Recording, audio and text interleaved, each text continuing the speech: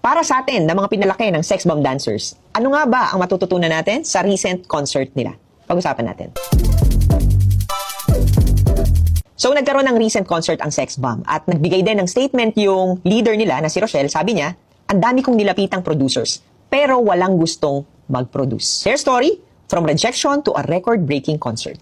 Number 1, your audience never forgets how you made them feel. So, Sex Bomb was part of our childhood. Mga afternoon shows, mga programs sa school, jingles, they weren't just performers, they were part of our generation. Number 2, yung generation natin na mga pinalaki ng Sex Bomb dancers, sila na ngayon. Yung generation na medyo stable na.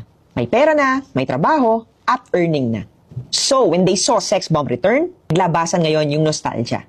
The good thing, kaya sila na sold out, ang audience nila, may purchasing power na. Number 3, consistency builds community. Kahit ilang taon silang nawala sa spotlight, kahit ilang taon silang nagpahinga, so naglabasan yung mga fans nila pagbalik nila. 4, nostalgia is powerful but authenticity is unstoppable. Kung mapapansin mo, Sex Bomb didn't really try to rebrand.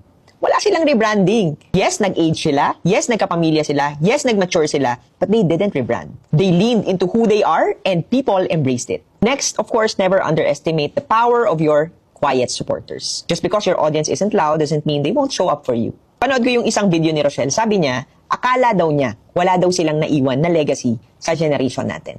But surprisingly, na-sold out ang kanilang December 4 concert, December 9 concert, at ngayon, magkakaroon ulit sila ng third round. If you are like Sex Bomb na walang naniniwala, walang gustong sumuporta, just keep going. Ganun talaga eh. Sometimes, the world won't clap until you show up on stage. And the first person who will show up for you is you. The Sex Bomb concert proves us one thing. That timing is everything.